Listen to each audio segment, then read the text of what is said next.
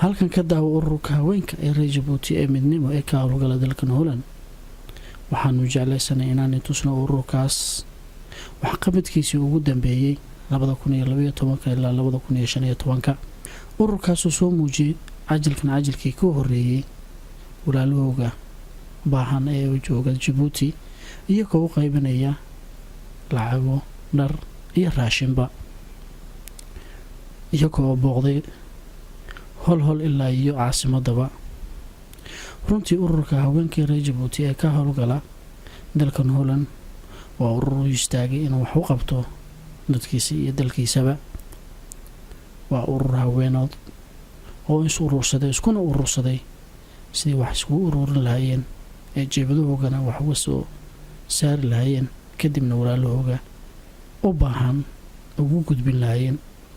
runtii waxaad u jeedaan ama aad arki doontaanba dad baahi ay ka muuqato, dad maad aragtay ay ka muuqato caafimaad la'aan ay u qaybinayso Lula. waa markii labaad iyo markii saddexaad ee calanka Jabuuti ay dhigaan wixii ka soo baxay halkaana ay u qaadan ilaa iyo Jabuuti. maaha markii ugu horeysay ay u soo qaybiyaan hol tantii ku horeysay tujuur ayay ahayd. waxay u soo qaybiyeen lacag iyo dharba. runtii kuwa kale ee ururada reer Jabuuti ee ka howlgala dalka Holland waxaa looga baahan yahay inay ku daydaan walaalahooga ee dadaalaya ee waxna u qabanaya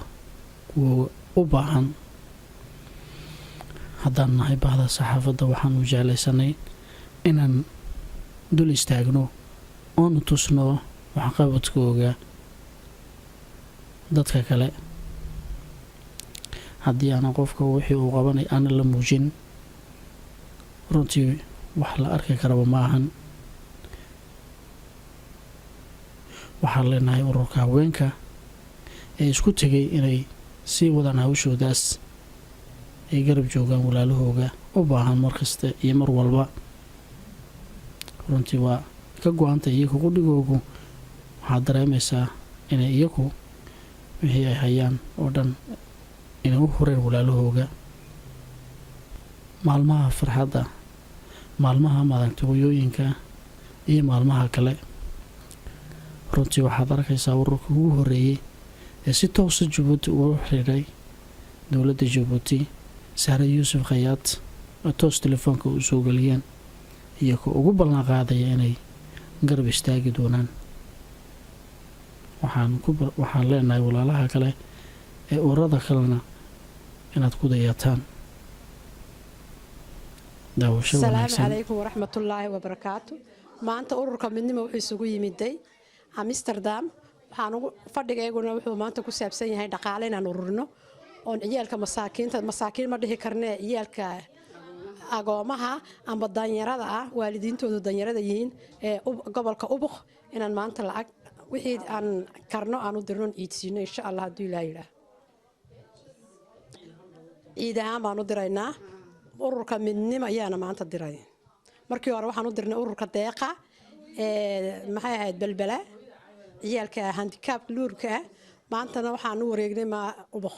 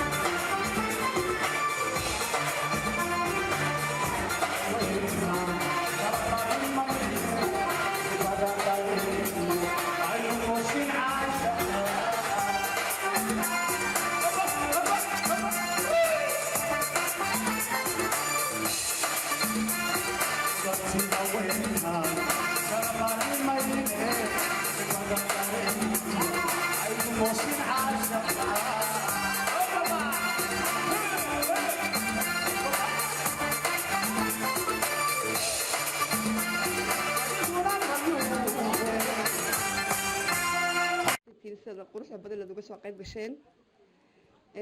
anigoo ah Maalika Jibriil Caawa waxaan inii hayaa mikrofoonka iyo xidhiidhiyan caawa inii ahay haddana waxaan mikrofoon ku soo dhaweynayaa xasna oo ah ururka midnimo afayeenkiisa ayaan ku soo dhaweynayaa xasna ku soo dhawow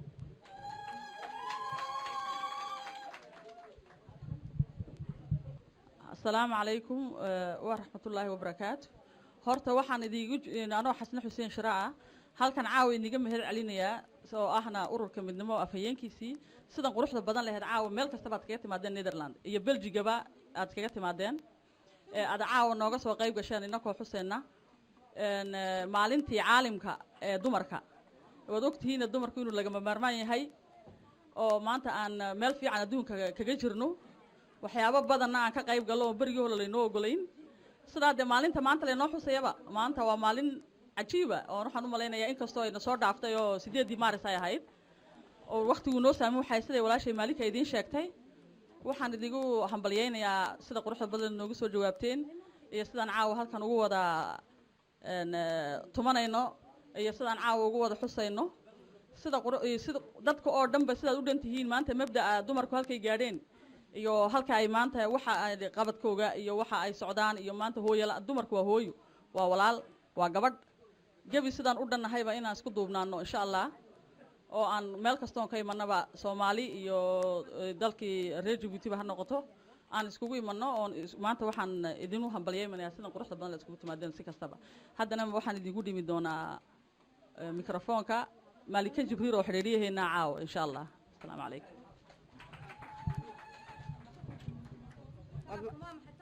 waad mahadsantahay xasna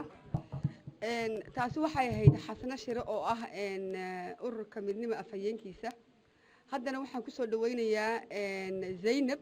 oo gadaasheeda joogta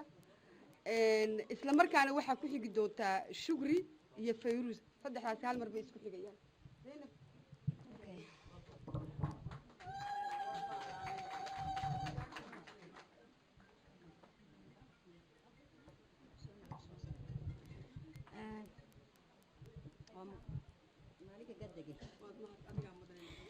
السلام عليكم ورحمة الله وبركاته يوي مدنموها فكني زينب محمد داوود وي فيركي أكني هم التاني مهي أرعن لكو ربكن كهي كدقة دسيني قحسا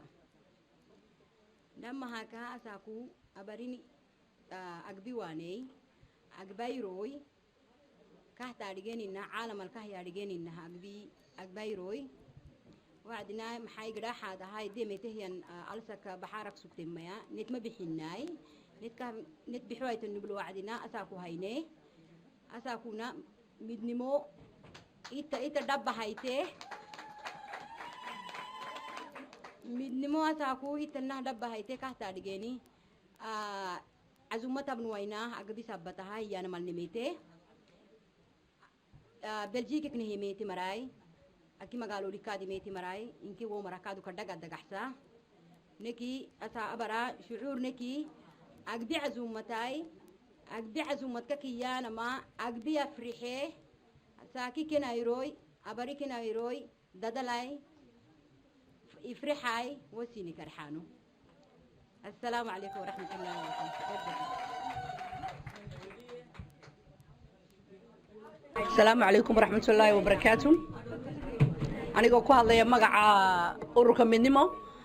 de horta wixii loo dhalaha waa la yiri marka de soo dhawaada welcome malay السلام عليكم waxa weeyaan horta aad baad u mahadsantihiin haddaan barmaanta waqtigaa joogaan xusayno maad aragtay maalintii Frauen Daaqi ama international maxay ahaydeen maalintii dumarka oon maanta xafladan aad u soo buuxinay inakoo dumara aanan dhiiri gelinayno wixii dumarkii hore ay jaanis u waayeen inakoo aan u helnay haddaan ku hadlayo afkii maad aragtay maxaa la yidhaahaa ururka hooyooyinka midnimo ee reer Djibouti ee waddanka Holland haddaan ku hadlayo anuu fiirus caliya waxaan leeyahay aniga hablihii walaalahayba waxa weeyaan hablaha loo xirsaaray xafladan caawa inay dhacdo ay si qurux badan la u dhacdo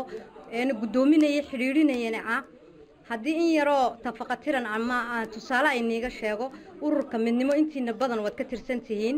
hooyooyinka midnimo ku midoobay waxay ku midoobeen inay soo saaraan xaqii hooyadu ay lahayd inay hooyooyinka dhiirigeliyaan inay intooda baahan ee waddankoogii joogta iyagoo ka tegay dadkii ay ka dhasheen ama dadkoogii iyagoo ka tegay inay caawiyaan dadkooga baahan ama dadkooga saboolka ama ubadkooga marka waxaan leeyahay boogaadinta aan bilownay horahaan u sii wadno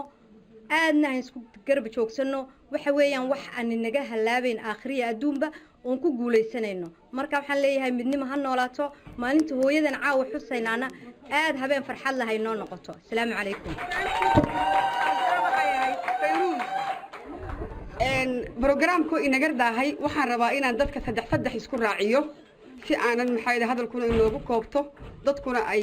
aan soo maqli karno hadda waxaan rabaa inaan saddex qof u yeero waxa weeyaan waa Nuuriya oo waxa ku xigi doonta Xamse Xuseen ha noolaato waxaana ku xigi doonta markaas Fawzi Cabdilaahi ha saddexdaas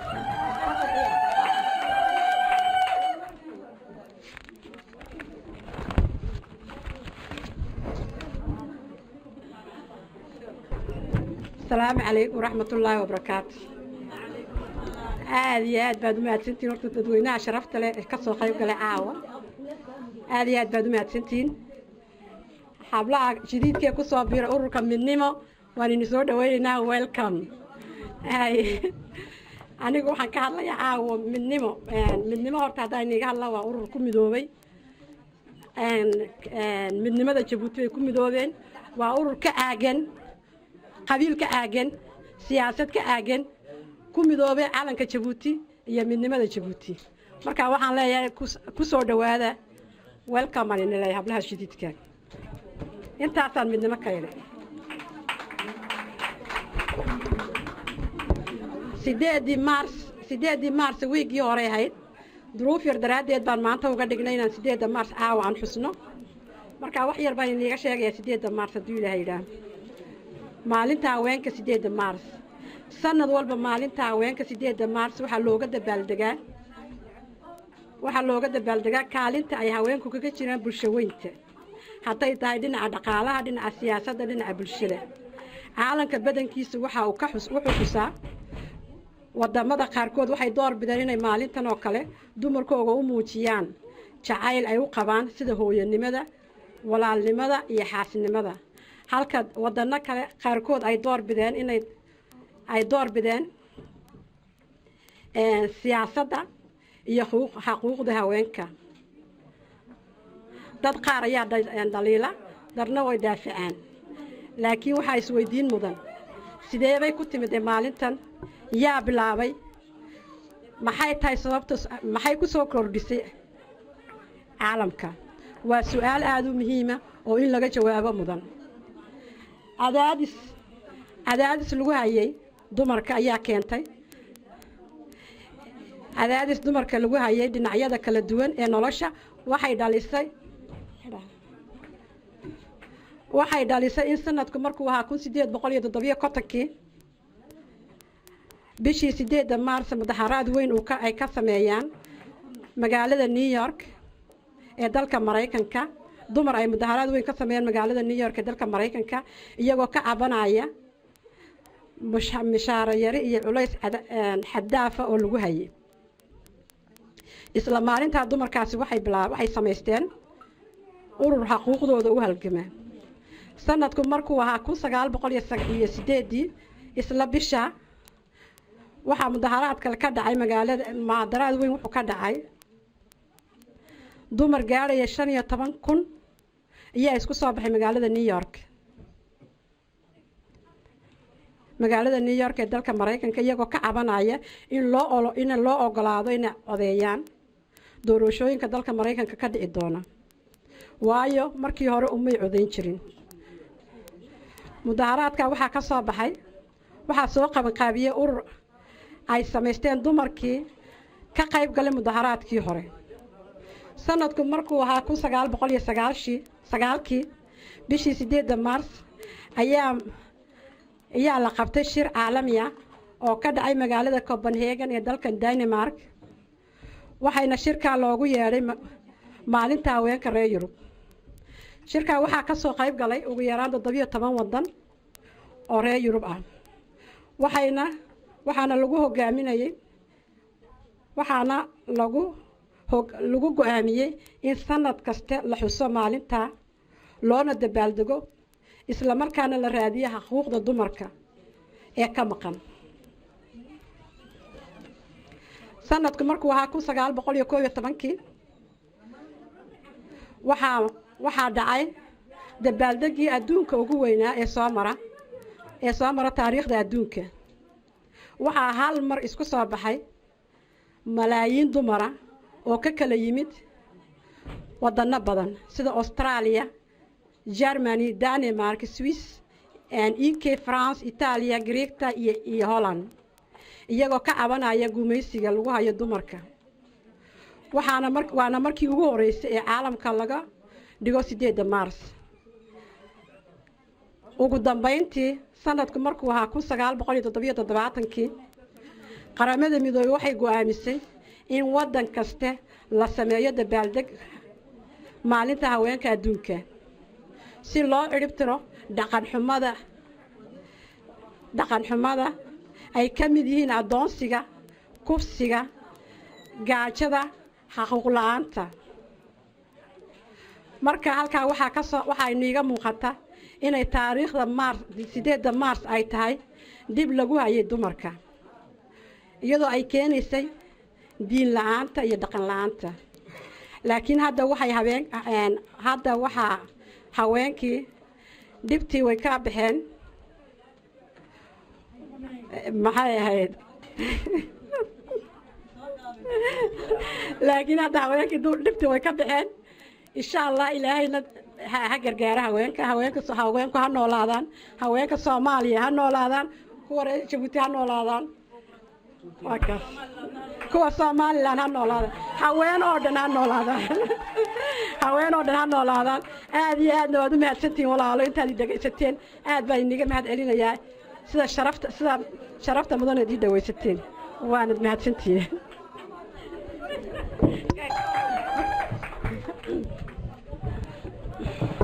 السلام عليكم ورحمة الله وبركاته.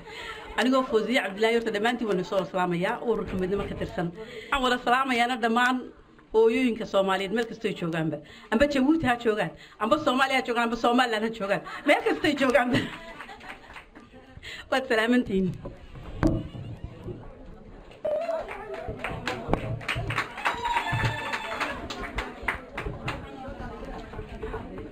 بسم الله الرحمن الرحيم. walaalaha sharafta leh ee reer Jabuuti waxaan uga mahad celinayaa casuumadda ay noo soo fidiyeen haddaan nahay haweenka Soomaaliya walaalaha Jabuuti waxaan aad iyo aad uga mahad celinayaa kaalmada joogtada ah ay ka geystaan Soomaaliya iyo sida ay noo garab taagan yihiin iyagoo walaalaheen ah laakiin inta ay garteen ayaa dad badan looga baahnaa ama dalalka muslimiinta ama dalalka Afrikaanka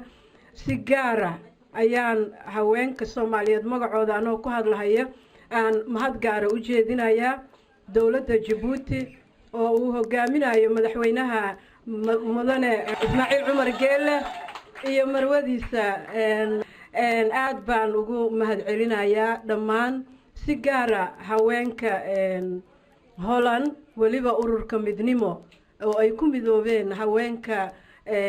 reer Jabuuti ee Holland aad iyo aad baan ayagana uga mahad celinayaa casuumadda ay noo fidiyeen run ahaantii caawa waa habeen weyn waa habeen farxad leh maxay tahay habeen taariikhda haweenka adduunka oo dhan midaynaysa weeye maalinta 8 Maarso meel walbo adduunka ka mid ah ayaa laga xusay taariikh dheer bay leedahay sida walaashay Nuuriye ay hadda taariikhdii dheereed ay u soo xustay waa halgan dheer ee haweenka Soomaaliyeed ama haweenka adduunka ay ugu dagaalamayeen xuquuqdooda shaqo iyo midda guri waayo hooyadu waxay haysaa shaqo gurigiina way ka haysaa oo lacag la-aan ah iyo shaqadii guud oo ay u aadaysay ay kula simanayd ragga marka xuquuqdaas iyada ayay haweenku waxay ugu dagaalameen taariikhdaas dheer ay soo sheegtay abayo nuuriyo waa wax qoran oo taxano ah maalintii ugu dambaysana waa maalintii Copenhagen maaragtay looga dhawaaqay xuquuqdooda loo ogolaaday intaasay u soo dagaalamayeen ilaa 1800 iyo konton iyo xoogaagii waxaa weeye maalin taariikhi ah oo United Nationska ay u aqoonsatay haweenka adduunka inay xaqooda kula siman yihiin dhinac shaqo dhinac waxbarasho iyo dhinac maaragtay siyaasadeedba in ay ka qayb qaadan karaan doorashooyinka waagaas kama ayna qayb qaadan jirin shaqadooda waqti xadidan ma lahayn ilaa maanta loo xadiday in 8 saacadood qofka bini'aadanka uu shaqayn karo ilaa heer waxaa la gaarsiiyey in hooyada markay uurka yeelato xaqeeda la siiyo inay dhowr bilood ay ilmihii koriso waayo ilmihii waa jiilka soo koraya oo markaa qabanaya howlaha soo socdo sidaa darteed taariikhdii kama wada sheekayn karo aad iyo aad baan idinka mahad celinayaa walaalayaal casuumadda aad noo fidiseen caawa waa habeen weyn hambalyaan u dirahayaa haweenweynaha adduunkoo dhan hambalyaan u dirahayaa haweenka reer Jabuuti ee gudaha iyo dibadda diaspora inta ku nool hambalyaan u dirayaa haweenka Soomaaliyeed meel walba ay joogaan diaspora iyo gudahaba aad iyo aad baa mahadsantiin walaalayaal mahadsanidin dhamaantiinba adiga mudan assalaamu calaykum mar kale hadda waxaan mikrofoonka ugu yeedhayaa qabuula habartay qabuula kow waxaa ku xigi doona markaa fanaaniinta aadan matoote السلام عليكم ورحمة الله وبركاته waxaan ka salaamayaa halkan hooyooyinka maalintii hooyooyinka ay tahay oo hooyaday dareemayo oo hooyaday u horeyso oo xaqigu leedahay hooyaday la'aanteedna halka ma soo joogsadeen innigana hooyooyinkiin oo dhan baan salaamayaa inta Soomaaliya joogtaan salaamaya inta Somaliland joogtaan salaamaya inta wadannada adduunka joogto oo dhan hooyo iyaan salaamaya waxaan halmaam hadal kuma jiro hooyada koobaad khadraxayd ayaan salaamaya ayaan halka ka soo salaamaya waxaan salaamaya dadkuba way faanaan ana caawaan faanaya haga waxaan ka soo salaamaya inaabtigay Ismaaciil Umar Geelle Axmed ayaan halkan ka soo salaamaya inkastoo ha noolaado marka iyo dawladdiisa iyo xukuumaddiisa iyaan soo wada salaamaya salaamu calaykum iyo midnimaan salaamaya ku soo dhawaadan hadda waxaan u dhiibayaa mikrofoonka aadan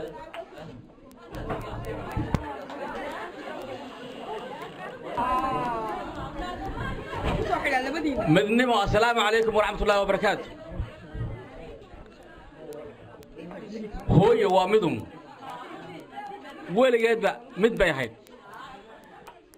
isku keenta ubadkayga reerkay u dhaxday iyo reerka ay tahayba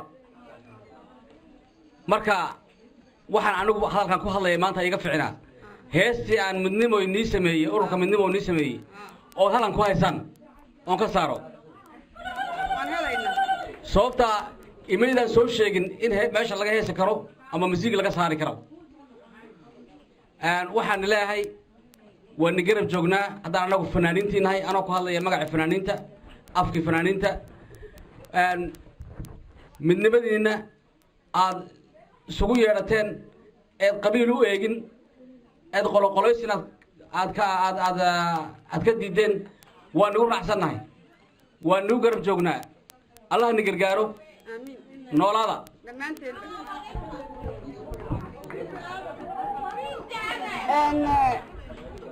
waxa kaloo caawa inala jooga marti baljinka inooga soo booqatay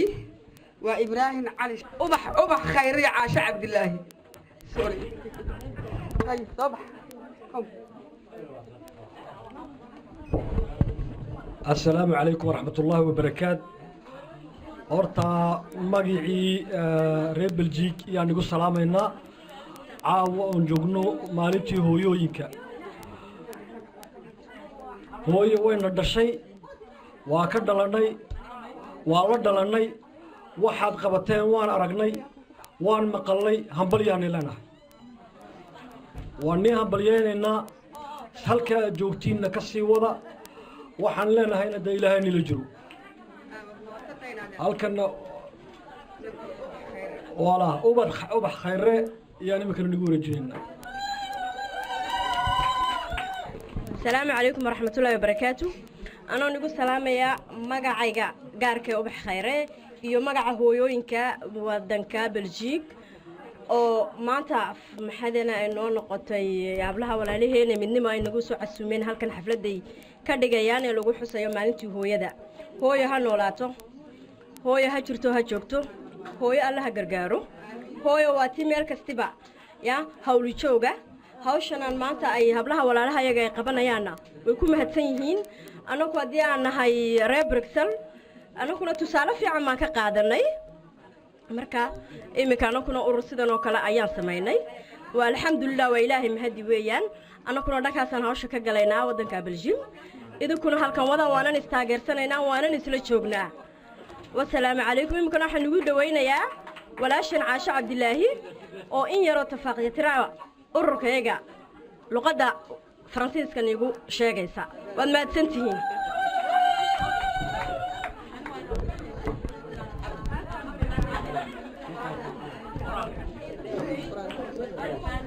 السلام عليكم ورحمة الله وبركاته ولا ليال. Tout d'abord, je me présente. Je m'appelle Aïcha Abdillahi et je suis ici en tant que présidente de l'association Femmes d'ici et d'Afrique de l'Est. Cette association qui est située en Belgique à Bruxelles œuvre d'une part à aider nos sœurs à s'intégrer dans leur pays d'accueil et d'autre part à mettre en place et à créer des projets d'aide dans notre pays d'origine. Nous sommes là ce soir pour célébrer avec vous la Journée internationale des droits de la femme. Vous savez que les femmes de notre région du monde, en particulier les Djiboutiennes, ont parcouru du chemin pour la reconnaissance de leurs droits. Bien sûr, il en reste encore à parcourir, mais nous avons bon espoir. Nous savons aussi que dans notre société, la femme a un rôle prépondérant. En effet, elle est le noyau de la cellule familiale et c'est elle qui s'occupe de l'éducation des enfants, entre autres. Donc, il est important de l'accompagner dans la quête et l'obtention de ses droits. Je profite de cette occasion pour envoyer mes vifs encouragements à toutes les Djiboutiennes, où qu'elles soient, à celles aussi qui représentent les intérêts de la femme dans le gouvernement, et surtout à la première figure féminine de Djibouti, en l'occurrence, Madame la Première Dame, Khadra Mahmoud Haï. Enfin, je dis bravo aux organisatrices de cet événement et je nous souhaite tout ensemble beaucoup de succès dans les différents projets qui nous permettront de participer, même de loin, au bien-être de nos sœurs et plus largement de notre peuple. Bravo.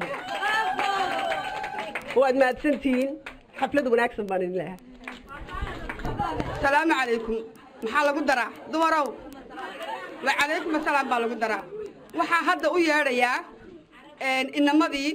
rag baa ka soo qayb galay waxay yidhaahdeen waxaan rabnaa inaan waxoogaa annakuna aan inii hambalyeeno haddaa tiin hooyooyinkii maxayda midnimo iyakana waxa weeyaan axmed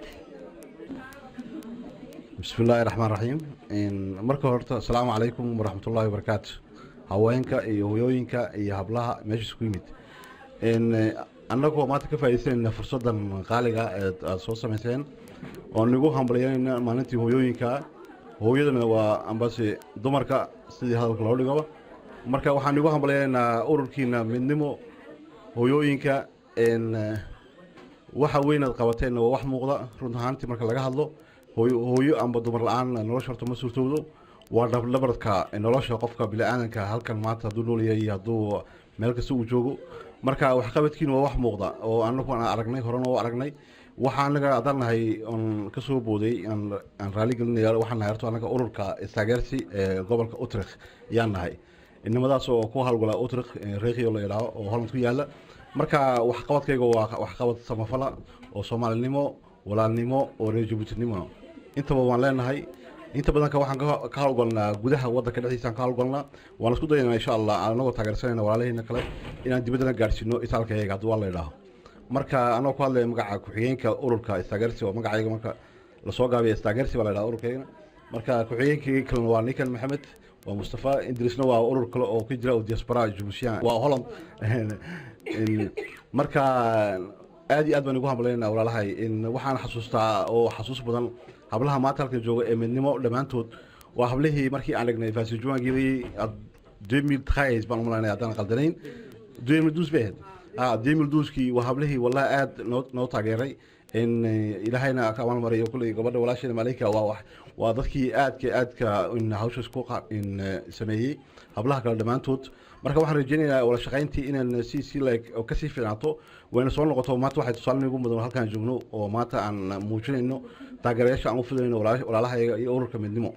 jira oo jooga iyaan ilaahay hablaha in ilaahayna kuwii naga dhigo isku dubnaada wax wala qabsada in wax wala hagaajiya dadku inta kulay bilaadanku quantity-ka lama eega quality-ka la eega intee wax qaban karaysa la ilaha marka inta kale iyada dabool karaysa laakiin dadkii inta badan ka xogaa kritiga la muuqda iyo ku ruxiyino qofkii qabtay qofba wax ka sheegaya marka wax sheegitaanka halkaan iska dhigno wax qabadkan ka hadalno marka dadkeena iyo lukeena way loo baahan yihiin wallahi baahi weyn baa taala hadii noqotona hooyada un baa inta badan ka dabqata dumarka ma inta badan kana waxa ku fiican ragga wax la weydiyo wax qaba la mooyaan laakiin hooyadu waa tii dhibta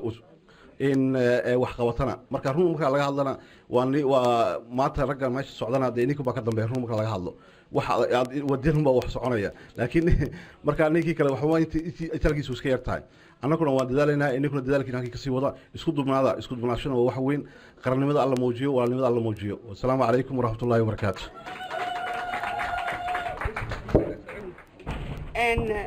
horta waxa weeyaan anigoo xiriiriyihii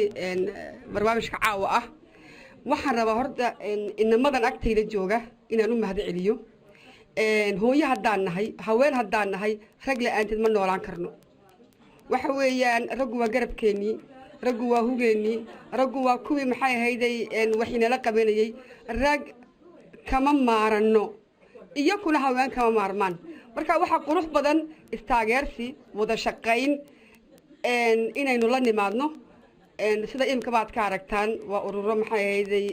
waddanka ka jira waxaana noo bilaamaysaa hawl iskaashi ah inaan wada qabanno aad iyo aad baan ugu faraxsanahay caawa inayna soo garab joogaan aad iyo aadna waan ugu mahad celinayaa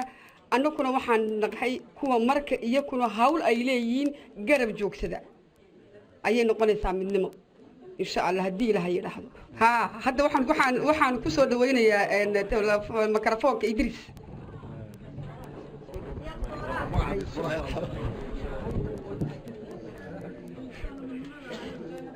بسم الله الرحمن الرحيم أنا مقعد إدريس علي بشيء وقال لي مقعد دياسبورا ودنا قلم وحن آديات أن هذين يا ماتا هيوينك ماتا تايانتي دمركا مركا آديات بنو من يوم هذين يا هوينا دي وحن لقى شيء كاس كيرو دي هويد النبي جيبا يا مانا إلهينا دو شيء جيبا مركاسي إن هذا كنت بندا إنما يقول ويش يجين وحنا عاون قولة تشنّي إنا ولا شقينا عن هواينك إنما ده نقول ما أسكت منه وما نقول شقينا عن مال وحول دجنا عن مارت عن استدارنا جينا عاون تشنّي فرنتا سو عن أونغسيجي عن بساتك وعن بساتك يسول بيجي ردتك ولون جوجا كديونن دمر الركبة إن شو تجا وما ولا ركته وجيري وما محمود ويلي مارت dadka farinta gaarsiiyay tiina maanta waan soo gaarsiiyay hooyooyinkii iyo namadina aadna waan soo dhaweynayaa assalaamu calaykum waraxmatullaahi wabarakaatu halkan waxaan ka salaamayaa dhammaan hooyooyinka meesha la isugu wada yimi 8 maarso maanta waa 8 maarso miya baynu metelaynaa waxaan salaamayaa midnimo anigu waxaan u soo kacay waa inaan midnimo salaamo gabdhaha midnimo ee aad iyo aad u sharafta badan ee ilaahay subxaanahu watacaala qayb dheer ka qaatay maxay teen waxtarka dadka masaakiinta haddaan tusaale usoo qaato doorkii markii ciidka intaasoo kunoo caruur ayay agoona ayay maxay hayteen ay ciidsiiyeen oo intaasoo kuna taas baan anigu aad ula farxay telefishinada ka daawaday mid waliba shilinkeeda ay ka soo jartay iyadoon midda kale maxay haytay aanay weydiin bayse soo taagtay annagana waxaan u baahanay gabdhaha iyaga Soomaaliya gaar ahaan waliba gabdhaha Somaliland iyo Soomaaliya Puntland kulli Soomaaliya oo dhan inaan sida gabdhaha isu xilqaadno wax walbana iyaga iska xilqaada qabiil ma eeginin maxay tahay waxa Djibouti gaar ahaan kulli Djibouti bay ka hadleen inaguna kulli Soomaaliya Somaliland Puntland mid meel walba weynana ka fikirno inagoo waliba wadankeena wadana marka waxaan u mahad celinayaa gabdhaha ilaahayna waxaan subxaanahu wa ta'aala ugu badanaynay inta in ka badan ku soo korodho annagana meel ka sii joogan waan garab taaganahay waan hiil baan la taaganahay mashxarada yada xeebta baan la taaganahay marka gidi aad baan ugu mahad celinayaa waqtigu way nagu gaaban yahay salaamu calaykum anigoo Seynab Xasana halka waxaan ka salaamayaa walaalahayga reer Djibouti haweenka halkan caawis ku yimiday reer Soomaaliya reer Somaliland iyo reer Djibouti ba waxaan leeyahay habeen wanaagsan halkan waxaan ka salaamayaa xaafadii aan ku dhashay Kaartisiis waxaan salaamayaa dadkii ehelkayga qaraabadaydii in maabtiyaashay habarwadaagahay familigayga Djibouti joogo dhan baan salaamayaa waxaan salaamayaa Jaaro Faarax inaabtiday iyo walaaladeed dhammaan waxaan leeyahay habeen wanaagsan dumarka reer Djibouti dumarka reer Somaliland dumarka reer Soomaaliya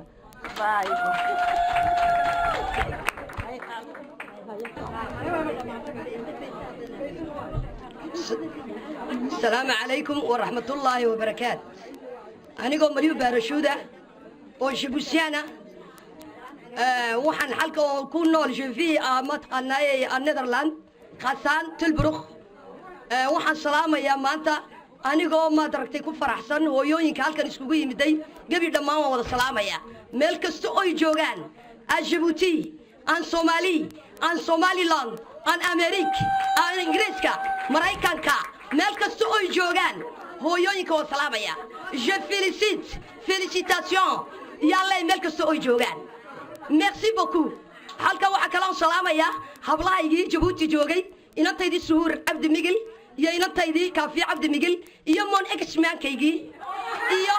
nizaamka iyo walaalkay Cabdiraxmaan Cabdilaahi iyo walaalkay Maxamed Cabdilaahi iyo walaalkay Mukhtaar Cabdilaahi merci beaucoup soyez les bienvenus waxay ahayd Safiya Hindiyo iyo Faa'iisa dumar kale iima hadin markaana waxaan ku wareejinayaa makarafoonka matoote iyo fanaaniintii khalaas way dhamaatay away Safiya Hindiyana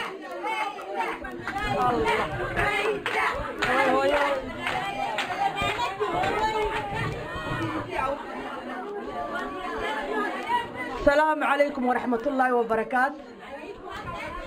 waxaan halkan ka hambalyeynaya dhammaan hooyooyinka midnimo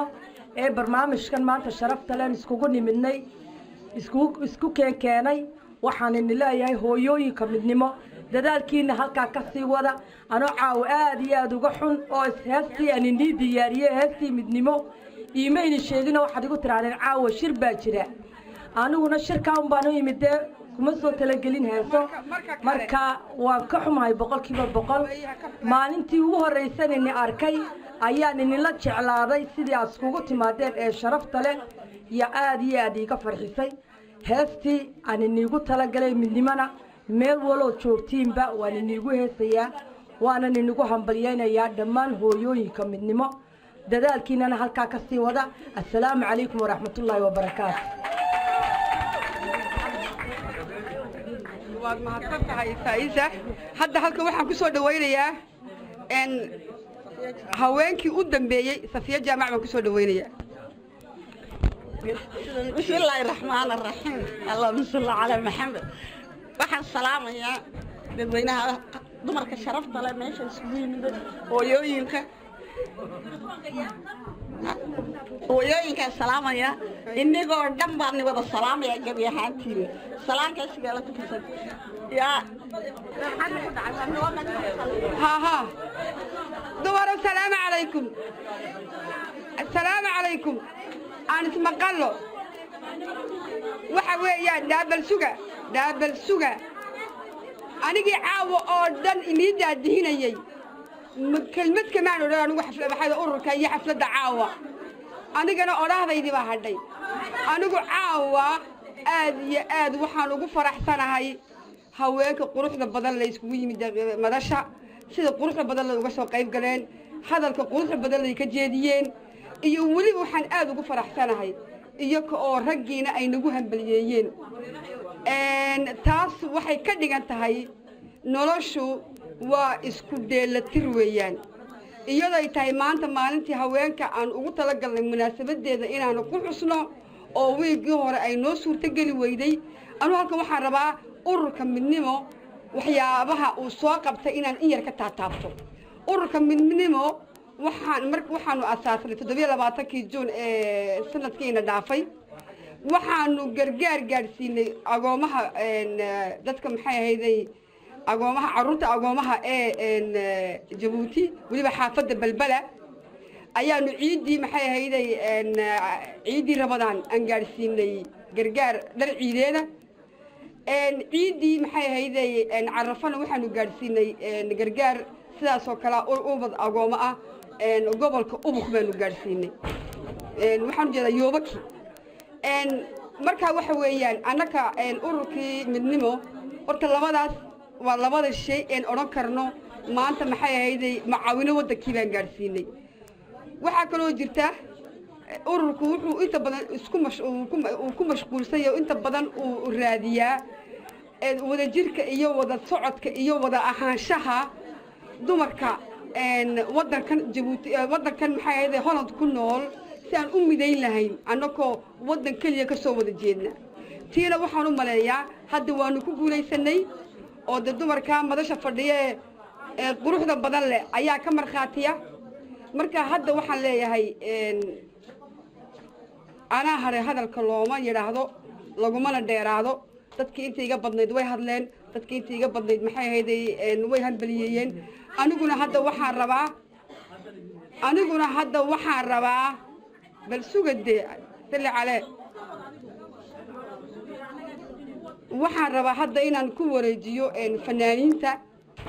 aan u yeedho matoota inaan u yeedho ko waa raggii me dumaru baan arkayaa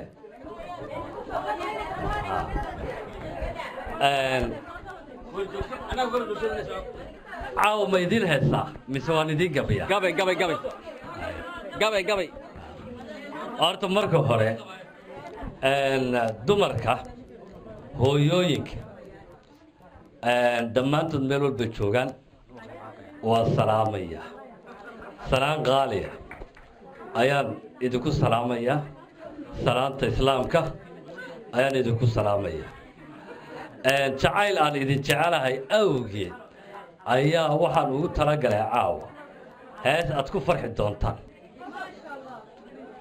ereyadaana iska leh laxanka iyo codkana waa muuse maxamed shiish hadduu ilaahay taasi waa taa ta labaad waxaan ugu yeeray ragga in aan waxoogaa iyaga baraarujiyo dumarkana way qusaysaa anoo aan gabayga ku dheeraanayn waxaan idin leeyahay deelkaan cuskaday daayin baa mahadle dulucda maasadan waa dareen garashale da'yartaan dareensii leeyahay dallahaasha waxay tahay ducaducayn qabiiliyo diradiraha shayddaankiyo dabshidaha naxayn iyo dagaal ooga iimaan lahayn iyo dacar laysku qooshiyo dembi laysku dilaan ogog idinka digayaay dal nimaan lahayn baabaayo dunidu mataqaana sida dooli dabin gale buu xanuun la dubaaxshaay sida dameer faroo la daajiyey buu duurka meeraay dalxaw iyo habar dugaag buu daaya u yahay mar dambuu gartaa diric halkuu ku ahaan jiray dibadyaal waa dalan baabiyayahay daltabuu la liitaa dushiisana waad ka garataane dakharuu la daalaa dhaca doogna way ku reebaane daa'imow dagalkii i gaadhsii ayuu allihii ka durraan tahay daa'imow qorbaha igu dilin ayuu eebbihii ka ducaystaay da yartay dugsi lama huraa waa dalkaaga hooye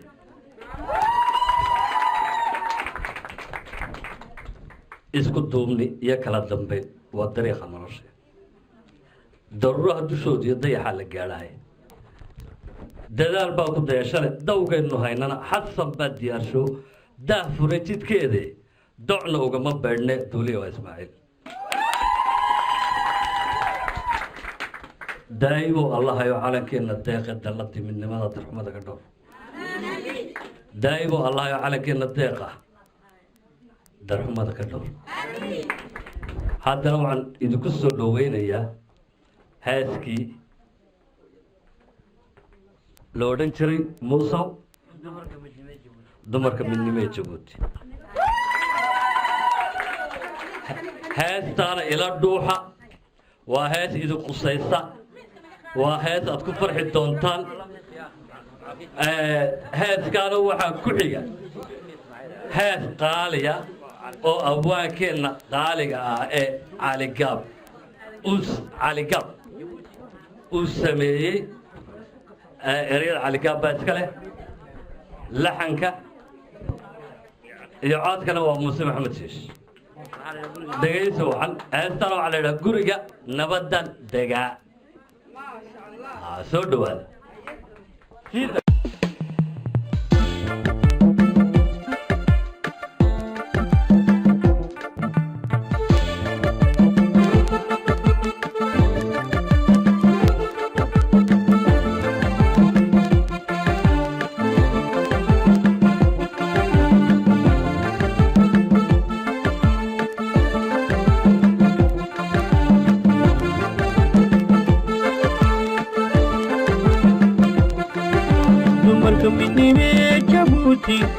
haybadiyo daacadiina ogowdahnagama saarne ogowdahnagama saarne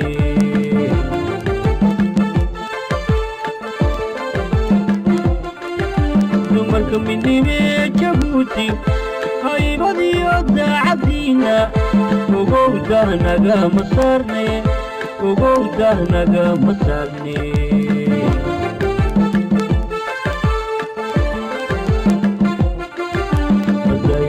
duubnidiina waa hadh wareego halkuu waystaba socdaano dunyana waa laga tagaya dugsigii noloshaati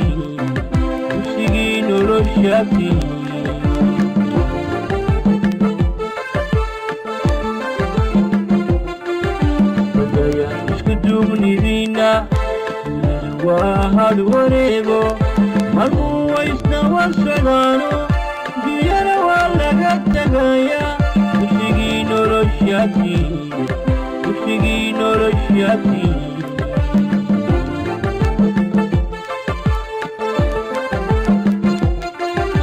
abuurka dalkaad daryeesheen xilweyn baad dusha ku qaadeen dayin baa idin gargaari anana waa idin ducaynay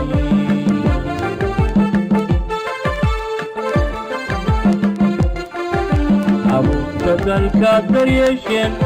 xilweyn baad dusha ku qaadeen dayin baa idin gargaari anana waa idin ducaynay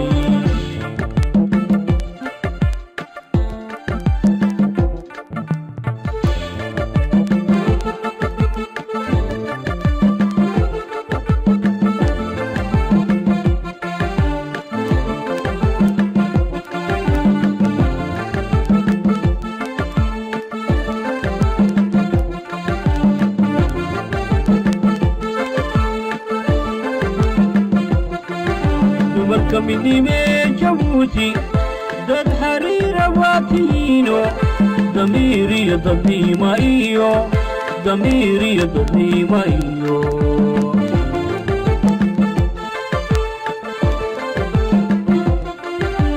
dumarka midnimee jabuuti dad xariira baa tihiino damiir iyo dadnimo iyo damiir iyo dadnimo iyo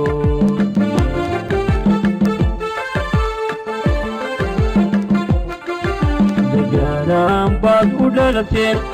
dhabbada diinteenna waacan danteennaadu howlgashaano dulqaad baad nagu dhaqdaano dadaal baad noo wadaan dadaal baad noo wadaan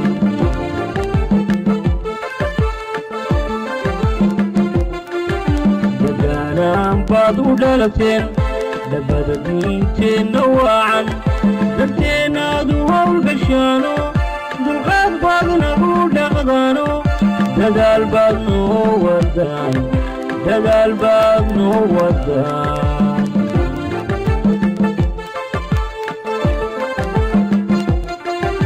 agoonta dalka daryeesheen xilweyn baad dusha ku qaadeen daayin baa idin gargaari anana waydin ducaynay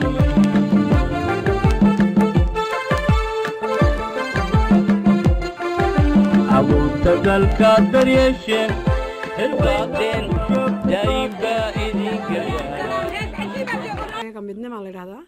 waxaan ka howlgalnaa inta awoodda badan waxaan saarnaa jabuuti waxaan u kacnay ciyaal handikaaba iyaan inaan wax tarno oon desaantar u samayno oon wax u qabanno marka maanta waa wada shaqayntii ugu horreysay ee naga dhex aan bilowno aniga iyo ruqya inaan ururka adduunka iyo ururka midnima isla shaqeeyaan iyaan maanta kala saxeexanaynaa waa kaas haddana waxaan u dhiibayaa ruqya waa mahadsantihiin okay haye waxaan idin leeyahay mar labaad habeen wanaagsan aad baan ugu faraxsanahay intaan wada kulankan labadan ururka la leeyahay ururkiina midnimo iyo ururkayna ee xarunta kule muqdisho ee la yiraahdo adduunka weeyaan hunade ina maad aragtay maanta dumarkii xalkan baan ku wala dhannahay hooyooyinkii oo dhan midnimo oo dhan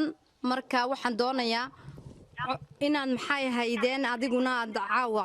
si sharaf laad nooga qayb qaadanaysaa marka inaad adiguna wixii boogaadina iyo wixii aad naga sugaysidba aad ka hadashid waana kaade waan kuu furay hadalka hayun kuwareejiya ururka midnimo aad iyo aad baan niisoo salaamayaa waxaana dee hawshii aad isla soo qabanay ururkiin iyo wasaaraduna aad iyo aad baana kanoo taabsato waayo dad masaakiina dee iyadoo iska bako masaakiina qolo kale dad baahan antuka ayaad soo gaarsiiseen deeqdan aad ka keenteen ururku noo soo diray taasina de waxay ahayd waxaan u maleeyaa jeestigan baa waxqabad tuuro horeeyey waxaan ka filay in ururku maanta furuud hablihii kale jabuuti noogu yimiday inaan haysano urur haweeno amba dumarkeenii hablaheenii walaalaheen oo maanta usoo jeeday inay wadankeeda wax ka qabtaan wadankooda wax ka qabtaan wadankii hooyo marka taasina aad iyo aad bay ufiican tahay anakuna haddaana wasaaradda istaagaasida qaran diyaar baanu nahay inaan mucaawinaad amba wixii ururku noola baahnaa inaan la qabano la garab joogno gargaar iyo diyaar baanu nahay intaana waxaana ku faraxsannahay nidaamkan iyo sida qurux badan ee isku habayseen isku qorshayseen ururku maanta u dhisan yahay iyo fikradan aad ka haysatiin wixii waxqabadka wadankii hooye ninkoo doona inaad had iyo jeer jarab taagtiin wadanka hooyo dadka baahan marka taasina anaku waan ku faraxsannahay wasaaraduna diyaar bay u tahay inay wax laga qabato oo xiriir laga yeelato jabuuti ka doonaysiin iyo waxaa hawsha doonaysiin aan nili fudeydayaan diyaar baan unahay intaana marka aad iyo aad baan anaku ugu faraxsannahay shaqadan wada shaqaynteena feruugi hablaha kalena dee hablo dinamika wallahi u soo jeedo had iyo jeer telefoon amba nagu soo xiriiriya amba email nagu soo xiriiriya taasina dee way fiicanta waayo contactigii iyo waxaa la dhisayaa wada shaqayntii iyo xiriirkii markaana ku diyaar baan nahay wixii aan noola baahantihin jabuutina diyaar baan unahay inaan wax nila qabanno oo hawlo wada shaqaynayeyna inanba xiriir fiican inaan yeelanaan doonana insha allah waad mahadsantahay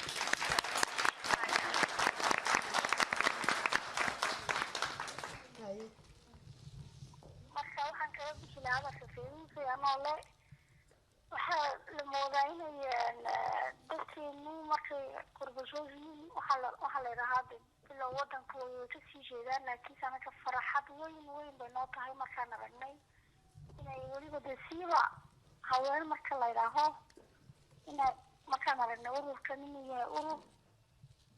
ay ku wada jiraan haweeney badan oo LGBT oo wadanka usoo jeeda inay wax ka qabtaan taasina waa farxad kale aan waxaan oran lahaa sii xoojiya fikradan ururkan midnimo lagu dhisay sii xoojiya wixii insha allah nila qaban karanaa kuwaan nila qabananaa hawshana iminkaan waxaan u malay wada shaqaynteena iminkaan bilaabanaa waxaad ogaatiin inay dadka LGBT amba dadka wadankii hooyadii jooga arag fiican bay ka haystaan ururka anaguna waxaan isku daynaa inaan had iyo jeer xiriir la yeelano ururayaasheena qurbajoogta waayo waxaan doonanaa isku xirno dadkii wadanka joogay iyo dadkii qurbajoogta siday xiriir iyo wixii ay taageero amba isku qabanayaan inay sii xoojiyaan marka nidaamkan iyo waxaan aad iyo aad baan ugu faraxsannahay hambalyana waan iran leenahay anagu insha allah waad mahadsan tahay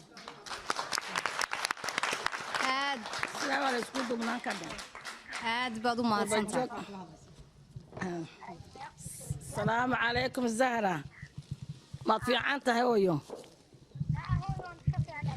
الحمد لله قل بجوق بان ما تو كاد ولا سكول يمدي قبي قودن با وحلا وحي جوق قل بجوق هولانت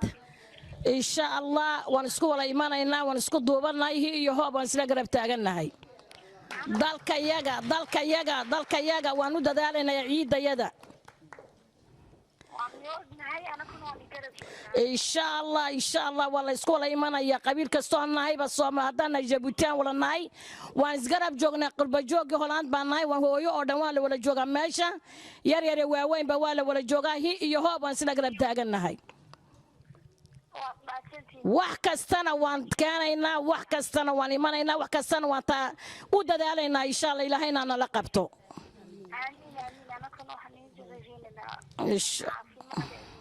آمين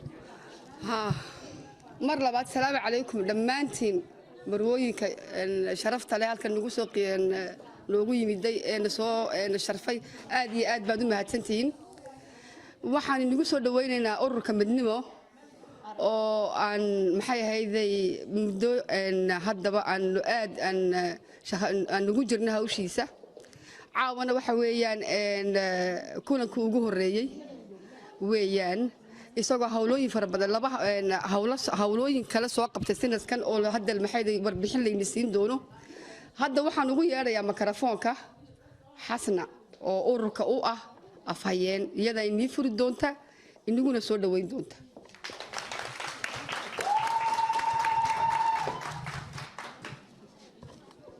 horta assalaamu calaykum marka u horeysa waxaa idila hadlaysaa anigoo xasna xuseena ahna afhayeenka ururkan midnimo ee maanta halkan iskugu yimiday waxaan horta u mahad celinayaa reer Tilburg oo maanta si qurux badan noogu soo dhaweeyay Tilburg ayaa mahadda horta aad uula kow iska leh aad baad u mahadsantihiin walaalaha iyaga halkan nagu soo dhaweeyay marka xigta waxaan maanta anigu idin akhrinayaa in yar oo ah soo dhaweyntii amba maaragtay inaan idigu soo dhaweyno sida quruxda badan iyo waxaan iskugu imanay in yar oo introduction in yar oo soo kooban waxaan ku akhrinayaa Francis. Bonjour toutes et toutes, bienvenue. Tout d'abord, je passe mes meilleures salutations pour notre association Diaspora djiboutienne d'Hollande, qui est surnommée Midnimo, c'est-à-dire Unité djiboutienne. Mes meilleures salutations, notre président Ismaël Omar Guelleh, son Excellence, à la première dame et tous les membres de notre gouvernement.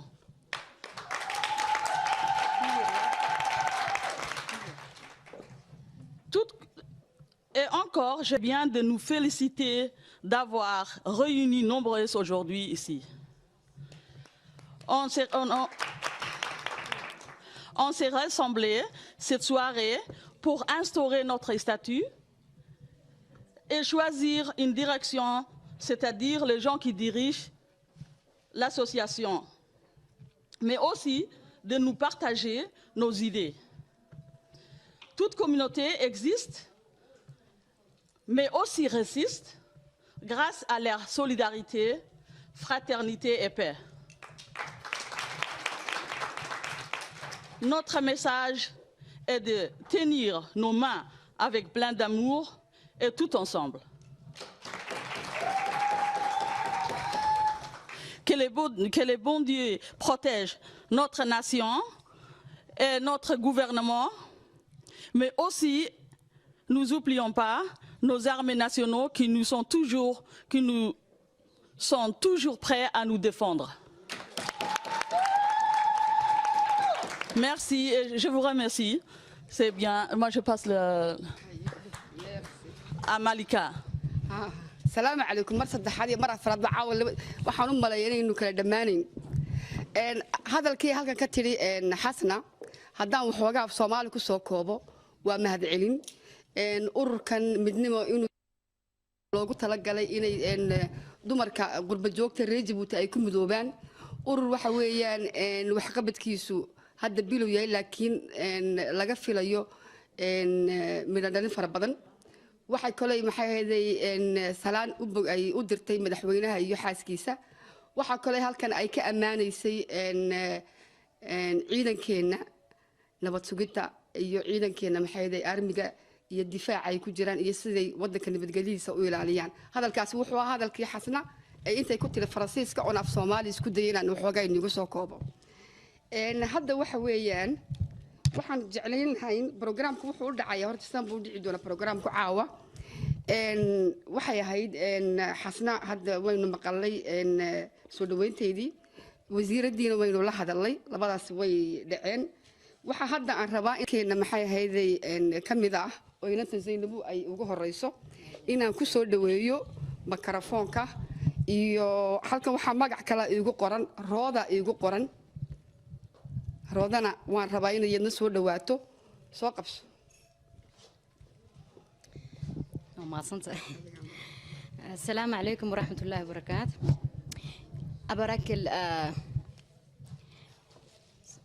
أبارك سيني كرحين فرما أسوسياسيون إنكتينو مقعليه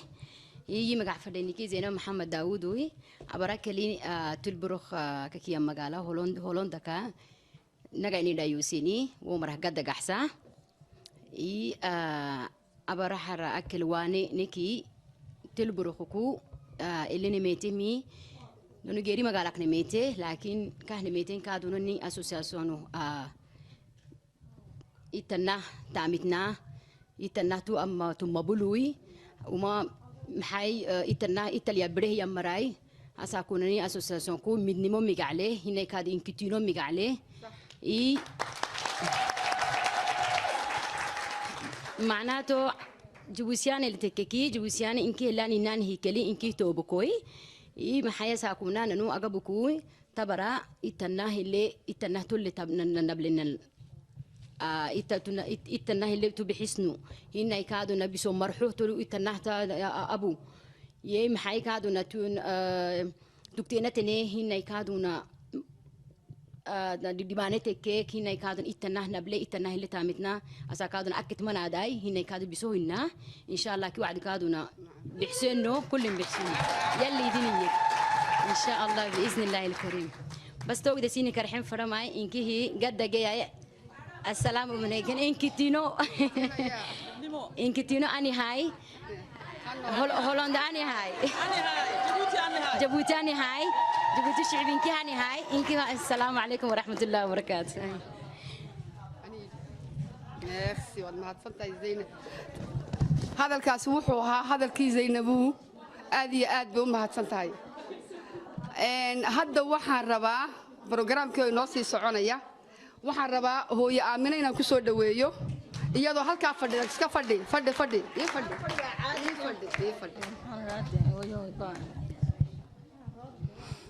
السلام عليكم ورحمة الله وبركاته. الله يا قلبي على وعلكس والسلام يا برسيدان كيغا إسماعيل عمر جيلة يوريديسا خضر حيد يو ضلك يجي جبوتي ويركون حيجو قرا من صو سلام يا قبل ينور دم بعدين قرب جوجنا هاي وجوجنا ودن كهولندا ولا جوجنا ما أنت هي يهوب مسلور قرب تاجنا هاي ما شاء الله يا أوركا قرب جوج باورنا هاي السلام على إسماعيل عمر جيلة ومروة خضراء حيت وبلادي أحيا وطني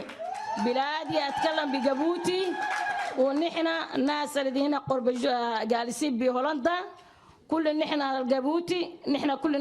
كل نحن يد واحد ونحن كل ما ساعة نحن جنبكم صغيرا وكبيرا وكبار كل نحن جنبكم ونحن كل شيء نجيب نحن محتاج نحن من مداتنا هاي نحن وحدة إن شاء الله بلادنا يصلح تمام نسينا العربي يا ناس لا إله إلا الله السلام عليكم ورحمة الله وبركاته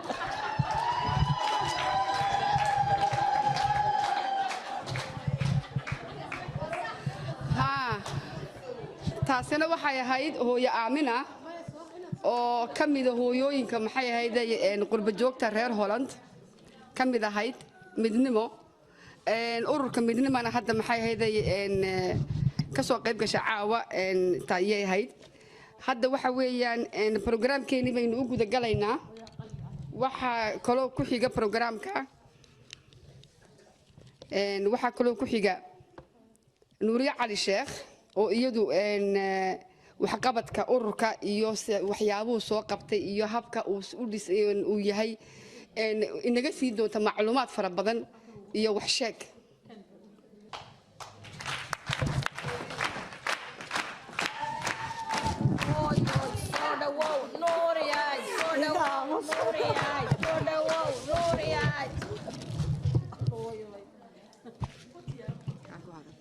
السلام عليكم ورحمة الله وبركاته.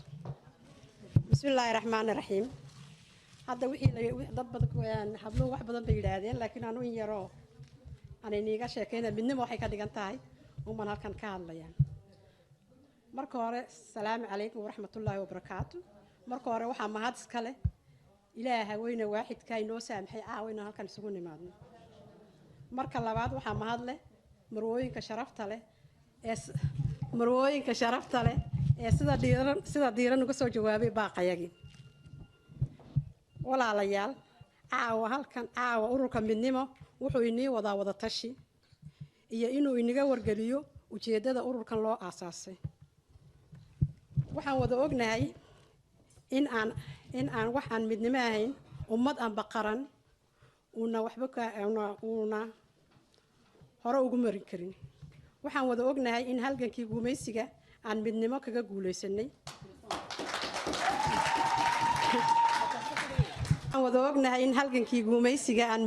guuleysanay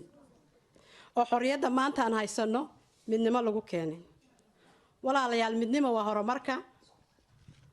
horumarka waa xorriyadda waa istaageersi iyo danta guud oo meel looga soo wada jeesto taa waxaan ka wadaa afkaarta doonta hayso xisbiga doonta taageersano laakiin qof kastoo reer Jabuutiya waxa uu si xor iyo xalaal inuu ku xuso calankiisa uu dareemo micnaha uu leeyahay calankan walaalayaal dadka reer Jabuuti waxay yihiin xadaarad aad u dheer oo aan kaga soo gudubnay marxalado kala duwan ee guumaysiga mar walba waxay haayeen mid markaa midnimo ayaan rabnaa inaan joogtayno si aan dhalinyarta soo kacaysa u dhaxal siino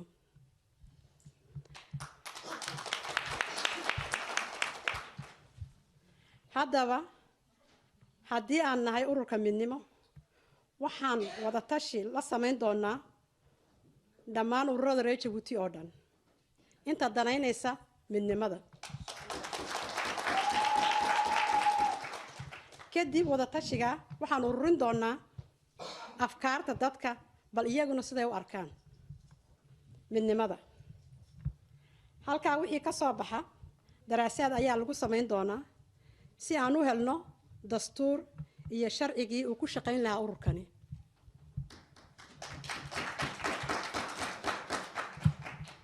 kadib daraasaadka ayaan ka dhaqaaqi doonaa. wuxuu noqon doonaa mid aan kaga tashan doono qaabka aan farsamo ahaan u dhigi doono dhismaha ururka mustaqbalka dhow iyo ka fogba.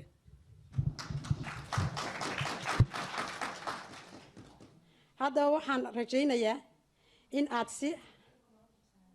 hagar la'aana aad uga soo qayb ka qaadataan horumarka ururkeena dhammaanteed innagoo ah midnimo. waxaan hadalkayga kusoo gabagabeynayaa hees ay wiilasha walaalaha Sweden ay qaadeen.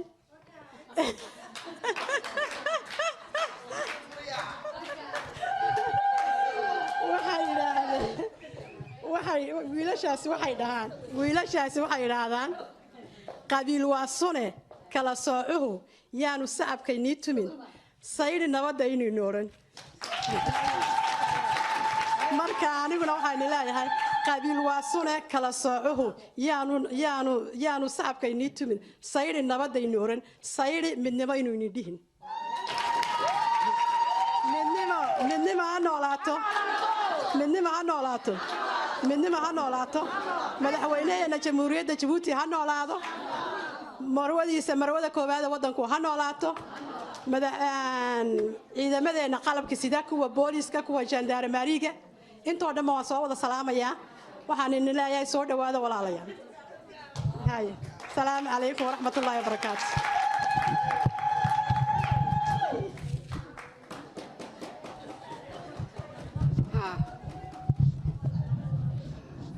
okay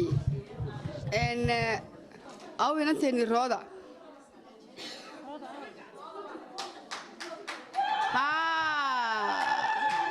haddana waxaan ku soo dhawaynayaa madasha maxay hayday makarafoonka rooda daahir bandhig soo dhawow. asalaamu calaykum waraxmatullaahi wabarakaatu. ururka midnimo wayni salaamaya dhammaantiin. salaamu calaykum waraxmatullaahi wabarakaatu. ururka midnimo haddaynu nahay waxaan salaamayaa dalkeenni, waxaan salaamayaa madaxweynaheenni, waxaan salaamaynaa marwadeenni. salaantaa ka bacdi waxaa la gacmo wada jir bay wax ku wada goostaan. haddaynu gacmaha iswada qabsan waxbay nooma hagaagayaan. yaa gacmaha aynu iswada qabsanno walaala isjecelaynu noqonno. yaa insha allah bismillaahi kariim. wasalaamu calaykum waraxmatullahi. waxaan rabi lahaa mataqaanaa reer buurmareed iyo reer amsterdam iyo dadkii xaggaa ka yimid noortka inay mar soo kacaan baan jeclaan lahaa oo ay halkan ku soo dhawaadaan.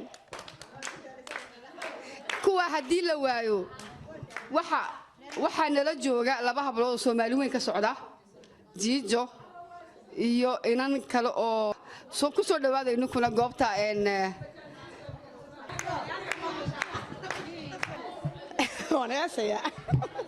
asalaamu calaykum waraxmatullaahi wabarakaatu. waad salaamantihiin dhammaantiin dadka gobasha quruxda badan noo dhigay ee reer Tulbruq. aad iyo aad baad u mahadsantihiin.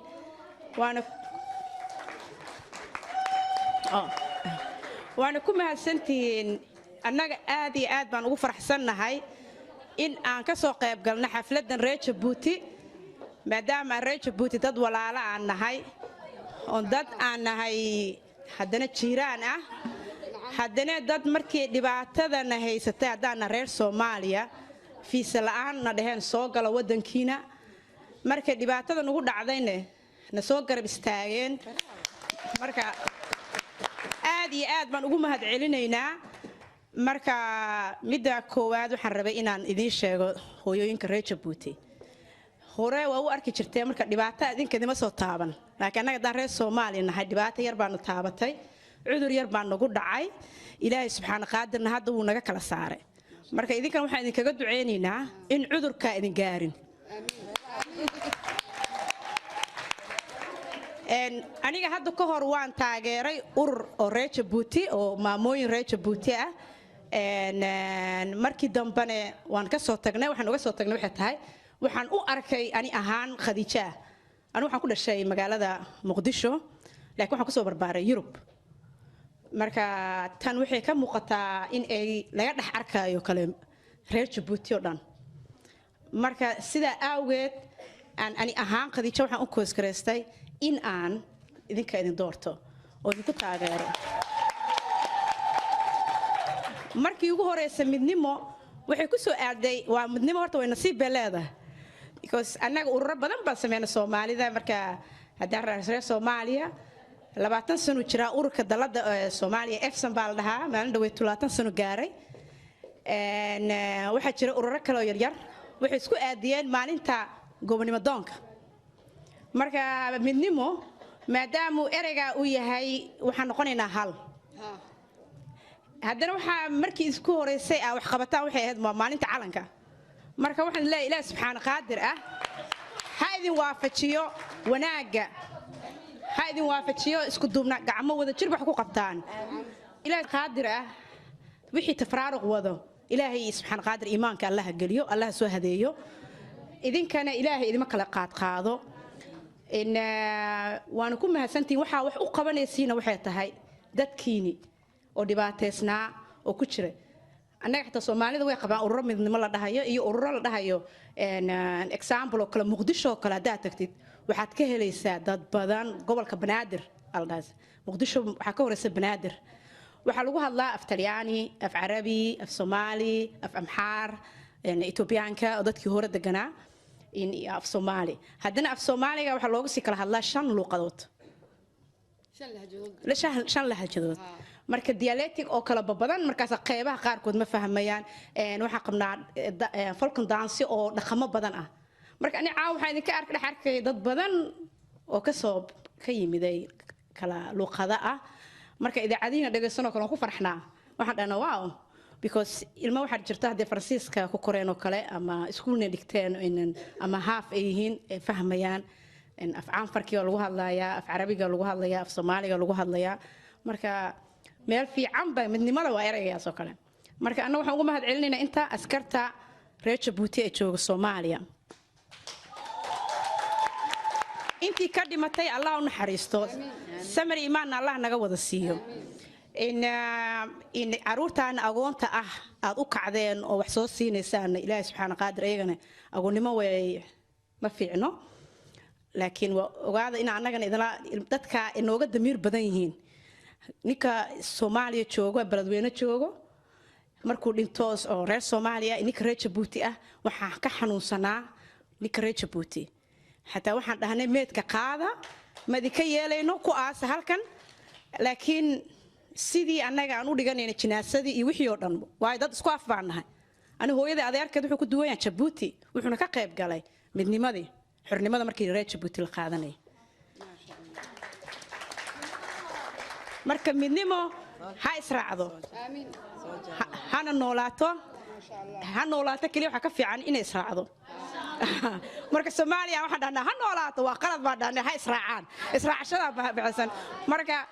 israaca ilaahayna tafraaruq idinka saaro aad baad ugu mahadsantahay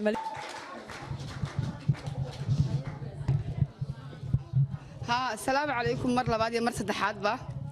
halkan waxaan hadda goobta ugu yeedhayaa Fihime Ilays oo iyaduna rabtay inay waxooga guubaabo iyo tix iyo buraanbur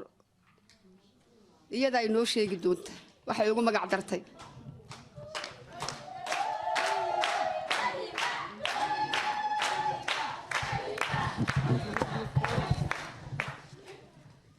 السلام عليكم ورحمة الله وبركاته دمان وان السلام يا هويوينك ودنك كسو قيب قلي كلن كان وناكسن خير كبدن له مدنمو آدي آد بد هادسنتهين سو دواadaan leenahay welcome baan leenahay bienvenue baan leenahay arxibay baan leenahay ya waxa weeyaan aawa waxaan meeshaan isugu nimidnay waa aasaaskii ururkii midnimo ayaan isugu nimidnay si aan maaragtay aan udubada ugu dhisi lahayn een u aasaasi lahayn taas oo ah macnaheedu innaga oo maaragtay u ka jawaabayna inaan u miciino dadkeennii tabarta yaraa agoon ha ahaato iyo danyaraba ha ahaato innaga maanta bariiskeenu wiinoo buuxa dharigeenu wiinoo buuxa laakiin dadaan biyo cabin baa jira marka insha allah ilaahay hayna garansiiyo ilaahayna nagama lumiyo haddii ilaahay yidhaahdo marka halkan tix yar baan ka tirinayaa oon soo qoray tixta waxaan ugu magac daray magaca ururka midnimo ayaan magac daray waxa weeyaan aasaaskii gobonimadeenna aabbihii qaranka aabbaguuleed allahu naxariiste ya markii uu ku dhawaaqay iyo midnimo waa magacayga inkitiino waa udubkayga waxda waa wadajirkeenna unitee waa ururkeenna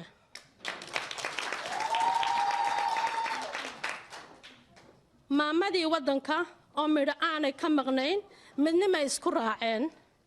murtidu waxa ay tahay maatidoo loo adeego mooradoo la mideeyo manfaco iyo moodba agoontoo loo miciino mawlaheennu siduu yidhi aakhiraa la mutaysan midigtaa laynaga siine midnimaha la ogaado salaamu calaykum intaasaan kusoo saddexaad inaynu ay gudagallo waxaan ugu yeedhayaa madasha nimco meydhane oo ka hadli doonta ururka midnimo sida uu dhismihiisu yahay iyo tafaasiil inaga siin doonta insha allah kusoo dhawow nimco asalaamu calaykum waraxmatullaahi wabarakaat anoo nimco meydhana horta waan salaamayaa reer turburuk waan wada salaamayaa gebigiinoo dhanba aad baad mahadsantihiin soo dhaweynta aadna soo dhaweyseen waxaan ka hadlaynaa hablihii walaalahay way wada sheegeen ururkii midnimo waa laga wada hadlay waxa kaliya toon anagaan ka hadlayaa stoorigiisa goortuu bilaabmay iyo habka aan u bilownaba sidaad u ogtihiinba ururka midnimo waxaan ka shaqaynaynay muddo badan 2012 ayaan asaaskiisa bilownay oon rabnay inaan asaasno qayb kale meelo kala duwan oo Holland kamid ah ayaan u nimidnahay sida Tilburg mar hore waan nimidnahay in badan baan raadinaynay waxaan gabagabadii ku soo gabagabeynay ururka 2014 waana ku guuleysanay alxamdulillah waana waxaan rabnay hooyooyinka inaan taageersano qurba joogta reer Djibouti ujeedadaan u asaasnay waxayaan inaan dad horta koo waa sheegteen waa si hablaheeni walaalaheena u sheegeen waa inaan dadkeena masaakiinteena dadkeena dan yartaa inaan gargaarno laakiin kaligeed taa kaliya maaha waxa weeyaan inaan is ogaano oo maadaama uu qurba joogtii nahay waxaan rabnaa inaan dadkeena hooyooyinka qurba joogta reer Djibouti inaan mid noqono oo war iska hayno oo dhalinyarteena iyo caruurteenaba aan isbarno oo dhaqankooda iyo diintoodana aan barno oon la xidhiidhno weliba dadka dibadaha jooga sida maaragtay Yurub dadka Yurubtana aan la xidhiidhno oo noqono urur weyn oo hooyooyinka kana qayb qaadano adduunyada si horey martay hooyooyinka ay u shaqeeyaan dhaqankoodana ka hadlaan dhibaatooyinka hooyinka ku yimaadaan ay ka hadlaan ururkeenu waa urur ballaaran urur yar oo amba kaliya ma taageersi waa urur weyn oo aad dadka Djiboutina laga yaqaano oo adduunyahana laga yaqaan rabnaa sidaasaan maanta nigu yeeray waxaan salaamayaa madaxweynaheeni Ismaaciil Cumar Geele iyo marwadiisa koobaad waxaan salaamayaa oo kale reer Djibouti-geena dadka dalkeeni oo dhan gebi wani wada salaamayaa nimco cabdalla ka mid tahay muno xuseen gaydan faadimo axmed iyo dhammaan dumarka gadaashayda jooga waa reer masriq weeyaan iyo kula waxay rabaan inay odhaha ka dhiibtaan السلام عليكم ورحمة الله وبركاته السلام عليكم ورحمة الله وبركاته halkan waan niga salaamaya Muno Xuseen Geedan oo wadanka Djibouti ku dhalatay oo joogta Holland marka waxay la socday soo sheeg inaabtiday iyadna dhinaca inaabtiday iyadna iga xigta Faadumo Ahmed Fadxiya reer Maastricht oo meel dheer aan ka imanay marka sidee noo soo dhaweeyeen reer Tilburg aad baad u mahadsantihiin si sharaf leh weeyaan maadaama maanta midnimada maad aragtay wadankeeni aanu halgamano oo nu joogno ilaahay waxaan ku bareynaa inuu ilaahay nala qabto insha Allah oo intii maad aragtay iswakiishatay ee iskaashatay ee wax walba isla qabatay ilaahay naga yeelo insha Allah marka waxaan rabnaa insha Allah sidee hawsha inoogu socoto ilaahay kuwii maad aragtay meel walba jooga ee laga aqoonsada ilaahay ha naga dhigo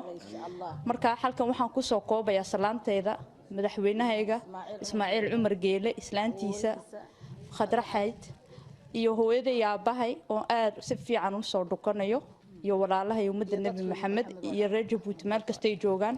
salaantii muslimnimada ayaan ugu soo salaamayaa salaamu calaykum waraxmatullaahi wabarakaatu bismillaahi raxmaani raxiim gabdhahan meesha iskugu yimid ee sharafta leh waxaan idin salaamayaa gebigiinaba meel kasta ood ka timaadeen waxaan igu salaamayaa salaanta islaamka salaamu calaykum waraxmatullaahi wabarakaatu كل ماشان أنا وماني ماني أنا كقط بديو أو كجدي قط بد عصية شيء أنتي تلبرخ وماركتي سلامتي تلبرخ وندريا عدو إلى هيرا وسلامتي مركه هراء أد بني صور دوينة يا قبلها شرفت له كي يمد قبل هذا مجال هذا وضن كنذرلاند أد بني صور دوينة يا وتكون ما ستين سداد باقة وقصو جوابتين markii labaad waxaan salaamayaa gabdhaha reer Tilburg ee sida sharafta leh martidan u soo dhaweeyay ay la'aantood qarsoonteen xalfadan maanta halkan ka dhacaysa iyana aad iyo aad ugu mahadnaqin waan u mahadnaqayaa boqolkiiba boqol aad iyo aad ayaan igu mahadnaqayaa waxa kale oo halkan ka salaamayaa dalkeenii hooyo jamhuuriyadda Jabuuti إسماعيل عمر جيل مدحوينه إني يا مروادي مدحوينها خضرة حيد مركا وحن له هاي وعن صوت سلامية مركا أنت سنكسو جبجبيني يا سلام عليكم ورحمة الله وبركاته السلام عليكم ورحمة الله وبركاته وحالك كهلا يسي اسمهان شام حسن وحنا كهلا يا afka dhammaan dadka reer Jabuuti waxaan ku hadlayaa afka dhammaan dumarka reer Holland waxaan ku hadlayaa afka midnimada reer Jabuuti waxaan leeyahay midnimadu ha noolaato waxaan salaamayaa dhammaan dadka reer Jabuuti meel kasta ay joogaan waxaan leeyahay midnimo qaran iyo qabiil isma qaadi karaan qaran iyo qabiil isma qaadi karaan abwaan timacade wuxuu yiri dugsi mala qabyaaladii waxay dumiso mooyaan waxa la yiri ishaad waxa la yiri ninka isha cali ibn maxamed ninkii dayay ya maanta wad arkaysan xamar siday tahay waa qabiil waxa baabiyay Jabuuti waa wadan yar qabiil iyo dagaal midna ma qaadi karto waxaan leenahay inta naga maqan ee reer Hollandna waxaan leenahay maanta qabiilku maqan welcome welcome midnimo welcome waxaan halkan ka salaamayaa madaxweynahayagii Ismaaciil Cumar Geele iyo marwadiisii Khadra Maxamuud Xayd iyo dhammaan baarlamaanka Jabuuti iyo waxaan leeyahay dadka reer Jabuuti meel kasta ay joogaan assalaamu calaykum waraxmatullaahi wabarakaatu waxaan halkan dhammaan ku ka salaamayaa hooyooyinka qurba joogay reer Holland dhammaantiin baad salaamantiin haddaad tihiin reer Holland iyo wadanka oo dhan anigoo ku hadlaya afka hooyooyinkii magaalada Tilburg oo maanta halkan sharaf ku soo dhaweynayno ururka midnimo midnimo horta midnimo barnaamij badan baan ku soo dhignay haddaanu nahay kooxda 4 Maars waxaanu oran jirnay midnimo iyo sinaan iyo nabadgelyo waa saddex shay oo meel soo wada joogsada bacdana maanta aad la baxdeen magac sharaf leh midnimo goor walba waan taageersanahay haddaan nahay fanaaniintii kooxda 4 Maars ee Jabuuti iyo qurba joogtada ilaahayna waxaan idin rajaynayaa ururkii midooba ee midnimo maanta aad la baxdeen waan inagu hambalyeynanaa waan inagu garab joognaa annaguna xaggaygii fanaaniinta waan inagu garab gelanaa waanad mahadsantihiin waxaa kaleen halkan ka soo salaamayaa ismaaciil cumar geelle oo awal ahaa aabbahayagii kooxda 4 maars maantana intaan jabuuti ka soo maqnaa madaxweyne noqday kol walba anu ismaaciil cumar geelle waan soo hambalyeynayaa ha noolaada baan leeyahay cimrigiina ha jiro iyo khadre xayd oo hooyadeeda kooxda 4 maars ahayd maantana ah hooyadii jabuuti meel walan joogaba waan kaa soo hambalyeynaynaa waana nii heysana haddaan duqan noqonana salaamu calaykum بسم الله الرحمن الرحيم السلام عليكم دمانتي وان والسلام يارتا مدوينها halkan isku yimid sharafta loo dhan waa ina mahadsan reetul burux intayna soo dhaweeyeen ay marti sharafka caynkan u qurux badan la nagu soo dhaweeyeen waad mahadsantiin reetul burux waxaan salaamayaa madaxweynaheena Ismaaciil Cumar Geelle iyo marwada koobaad Khadra Maxamuud Xayd waxaan salaamayaa ciidamada Djibouti oo dhan waxaan salaamayaa meel kasto ay joogaan ummadda reer Djibouti hadday halkan joogaan iyo hadday meel kasto joogaan iyo hadday dalkii joogaanba waan salaamayaa assalaamu calaykum dhammaantiin waad salaamantihiin midnimo ururka midnimo waan ku faraxsanahay waayo magaca midnimo waa magac qaaliya waayo Djibouti dadka reer Djibouti waa dad waxay magacoodu waa dad reer Djibouti waa midnimo waxa la inagu yaqaanay midnimo mid baynu hayn السلام عليكم ورحمة الله وبركاته ها السلام عليكم مرة لبعض مرة صدحات بقى هذا واحد ما دش كوسو دوينا يا رير أمسفورد أوتريخت يا كوسو دوينا يا السلام عليكم ورحمة الله وبركاته آدي آد بني ولا السلام يا هو يوينكا ما دش يسكوي مدي آد بنوسو دوينا نعنى وهدي عنها هاي هو يوينكي قبل كأطرخ ururka midnimo aad baan u soo dhaweynaynaa isagoo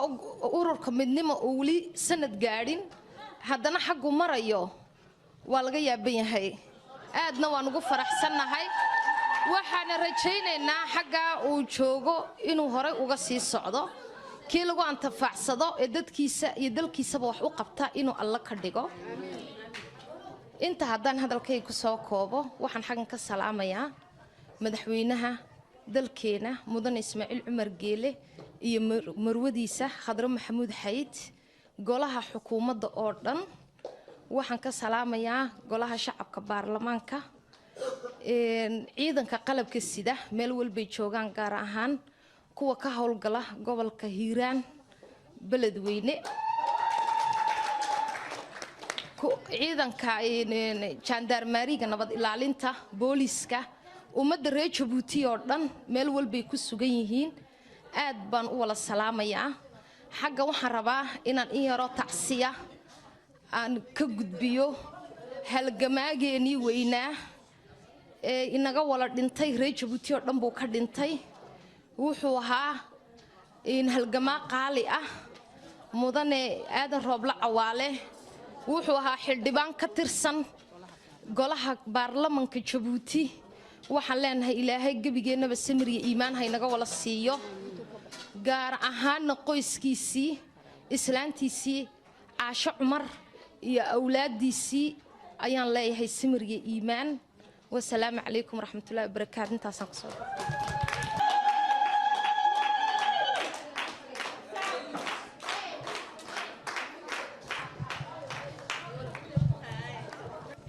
بسم الله الرحمن الرحيم السلام عليكم ورحمة الله وبركاته حقا horta aad baan caawo u faraxsanahay si qurux badan oo sharaf mudanna waan uga baaqi baan uga soo jawaabnay hooyooyinkii midnimo isku duuban oo wadanka koona kastay ka joogaan bay iskaga yimiday horta mahad waxaan u celinayaa hooyooyinka Tilburg ee madasha noo dhigay ee sida quruxda badan la nagu soo dhaweeyay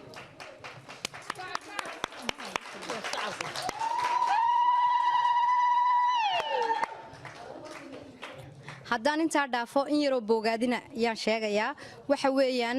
horta wax lagu faano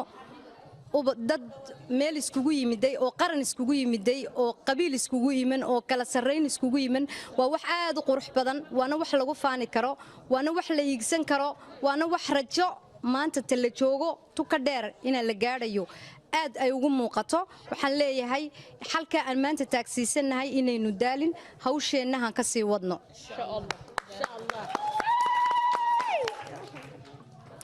haddaan intaa dhaafo in yaroo gundhiga haddaan ka hadlo 7 sano ka hor yaan bilaabay hawl inaan wax qabto waxaa jiray hooyooyin la mid ahaa oo ku jira hooyooyinka caawa ka tirsan oo ku jiray iyakuna inay meel dad boogaadiyaan ama dadkoogii xasuustaan oo iyakuna saan dhinac uga socdo iyakuna dhinac uga socday maanta si aan isku imanay isku mabda aan noqonay asaaskii u horeeyay ee sameeyay 7 sano ka hor buu ahaa 5 dumara oon jaarnahay baan isku keenay waana taabageliyay 2013kiina waxaan gaarsiiyey inaan ka dhigo urur istiqtin leh oo magac leh oon magac Jabuuti waliba ka midaysan oo midnimada Jabuutiya aanu saaray istaatiile oonu saaray waliba magac ku asaasan midnimada Jabuuti oo waliba xalkii gobonnimadu ay ku timiday aan ku asaasay asaaskii kadib waxaan sameeyay bishii November 2013kii fariisi weyn oo kulana oo dadka ajaanibka istiqtinada leh aan iskugu keenay fariisigii waxa maxay ahaydeen ka soo baxay rajo aad u qurux badan oo horta aan ku mahad celinayo kaameramankeena ama inanka suxuufigeena ee maanta aan ku hambalyeynay maanta in hor jooga Fawzi oo ka qayb weyn ka qaatay oo barnaamijka aan sameynay na duubay taabageliyay oo media galiyay oo mediaagi kadibna ay ogaadeen safaaraddeena Belgiga joogta oo markaa uu ka ahaa paranterim uu ku hayay xagga ambassadornimada Maxamed Burhaan oo aad u salaamayo uu ku hayay uu ogaaday uu markuu mediaagii daawaday uu ka soo dhex saaray inay hooyooyin jira wax qabanaya uu nagu boogaadiyay inuu wax qabadkaasi inuu noo yimaado oo gogol u dhigno gogoshii kadib waxa ka soo baxay inuu maadaragtay gogoshii markuu noo yimiday uu ka qaatay tusaale aad u qurux badan uu nagu casuumadeeyo abriil madaxweynaha imaadkiisa uu nagu casuumadeeyay oo haddii shakhsi ahaan aan iska hadlana aan ahay haweenidii 20 midhid madaxweynuhu xalku ka siiyey uu uga biiriyay uu 20 kale ugu daray ee afkeega tooska kula hadashay madaxweynaha oo rajadiisu ay la'ayd qurba joog ama hooyooyin dalkooga u halgamaya waxbaan soo tarayaa leh aanan arag buu yidhi uu jaaniska fiican siiyey excellence mudane Ismaaciil Cumar Geelle uu fursadda aad u quruxda badan leh aan shakhsi ahaantayda kala hadlay uuna nagu dhiirigeliyay inuu wax qabadka xalka laga sii wado maantana waxaan ku faraxsanahay in midnimadii aan doonayay amaanu soo halgamayay aan helay maanta dadkii u taagsiisnaa ama u bislaa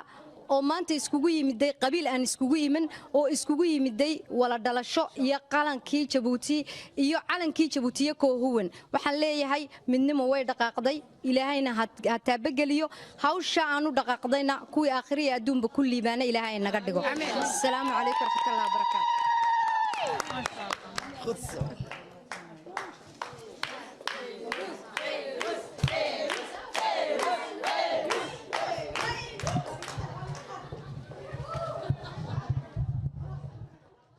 ayaga ayaa